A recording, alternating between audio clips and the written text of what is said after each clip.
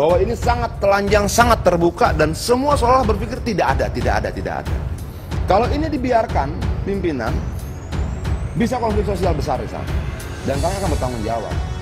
Saya sudah sampaikan terbuka pada Presiden setuju. Kita sampaikan pada Pak Erick Thohir setuju. Kita sampaikan pada Menteri SDM setuju. Antam yang nggak berjalan. Terima kasih sudah klik video ini. Jangan lupa tekan tombol subscribe untuk bergabung. Dalam hitungan saya persilahkan kalian untuk tekan tombol subscribe. 10, 3, 2, 1. Saya ucapkan selamat bergabung dalam channel ini. Sebelum pergantian Dirut Antam ini kita punya pertemuan berapa kali dengan Dirut Antam sebelumnya terkait beberapa persoalan-persoalan rakyat. Kasus Mandiodo misalnya di Sulawesi Tenggara, itu ada sekian banyak yang sudah digali sebelum dia inkrah. Lalu terjadi perdebatan secara hukum dan ide, barang ini punya siapa? Ada sekitar 200-300 ribu ton kalau tidak salah. Ketemu dengan Dirut Antam sebelumnya, mereka bilang mereka tidak berani mengakui ini barang mereka karena tidak ada dalam RKP yang harusnya menjadi milik mereka. Kalau ada dalam RKP berapa yang ditambang dan sebagainya, akhirnya bagaimana disepakati saat itu, ya sudah dibawa oleh kontraktor-kontraktor tambang yang sudah berkontrak dengan pemegang 11 pemegang IUP yang lain. Tapi ketika terjadi pergantian dirut, ini nggak jalan. Kasus di dapil saya di Pongkor misalnya, itu sudah disepakati untuk dibuat koperasi. Terjadi pergantian direksi, koperasinya nggak jalan sampai hari ini. Dan yang menarik justru, saya mau nanya, di Pongkor itu berapa jumlah gurandil yang masih ada, Pak Dirut?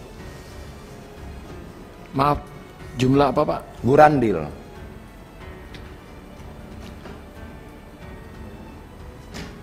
Saya belum tahu, Pak, mohon maaf. Ya. Nah, saya sempat bicara dengan salah satu direksi PT Antam, dibilang sudah nol, sudah tidak ada. Nah, kalau boleh saya pertontonkan, sebenarnya ini ada video yang kita ambil beberapa hari lalu. Produksi besar-besaran yang terjadi di Pongkor sana yang dilakukan oleh penambang liar. Dan yang kita dapat informasinya juga dilindungi oleh oknum-oknum Antam. Bagaimana langkah itu? Dulu sudah ada pembicaraan kita untuk dibersihkan. Pergantian dirut tidak terjadi pembersihan. Kalau boleh kita putar biar kita lihat sedahsyat apa sih gurandil di sana. Saya minta 1 menit, 2 menit pimpinan. Bisa? Bahwa ini sangat telanjang, sangat terbuka, dan semua seolah berpikir tidak ada. Kenapa ide koperasi itu menjadi muncul ya untuk menghadapi yang seperti ini kan?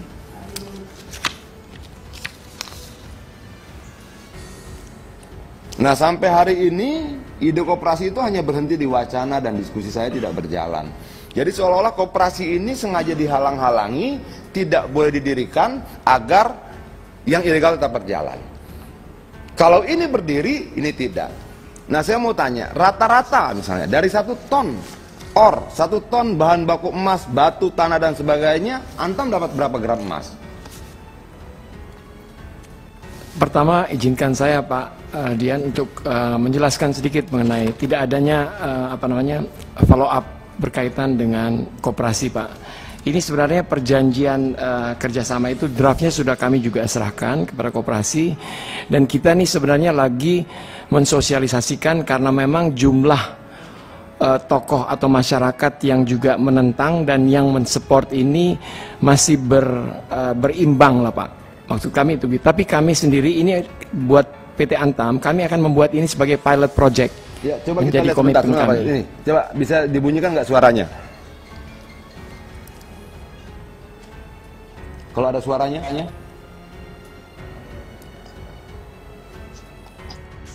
Nah, ini pengolahan emas liar di sana, Pak Dirut. Kalau orang bilang saya nggak bisa menemukan ini, bohong. Ini bohong. Ini satu tempat besar sekali, gelundungan besarnya itu ditanam di bawah tanah. Kenapa? Dan lucunya lagi ini pimpinan, ini adanya di dalam IUP Antam loh. Dari dulu pembakaran 415 rumah tahun 2015 tidak pernah diusut sampai sekarang, tapi selalu rakyat ini kami hitamkan dari kegagalan Antam untuk membersihkan yang seperti ini. Ada beberapa video kalau tidak salah di sana. Termasuk lokasi denah di mana ini berada. Dan lucunya informasinya justru orang-orang inilah yang kemudian dapat penghargaan atau apresiasi dari Antam sendiri. Kalau ini dibiarkan pimpinan, bisa konflik sosial besar di sana. Dan kalian akan bertanggung jawab.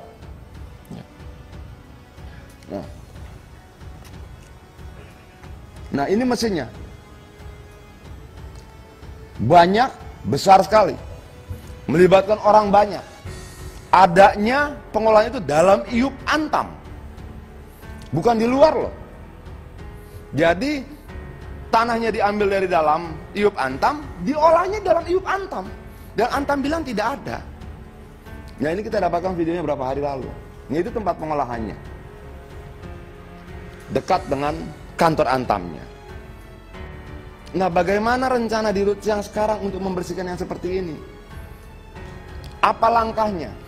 Kenapa saya tanya satu ton or rata-rata menghasilkan berapa gram emas dan berapa gram perak?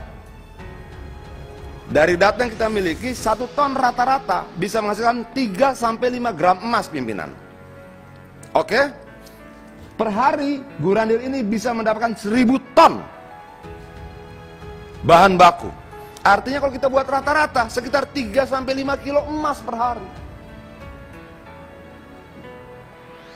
Kenapa dibiarkan?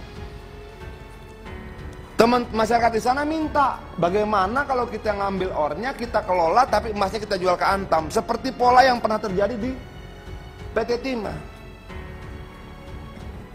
Dibiarkan rakyat menambang dari laut, timahnya, tapi jualnya ke PT Timah, sehingga tidak ada penjualan timah gelap. Nah tawaran serupa mau dilakukan di Antam. Saya sudah sampaikan terbuka pada Presiden, Presiden setuju. Kita sampaikan pada Pak Erick Thohir, Pak Erick Thohir setuju. Kita sampaikan pada Menteri SDM setuju. Antamnya nggak berjalan. Nah saya mau nanya, kenapa?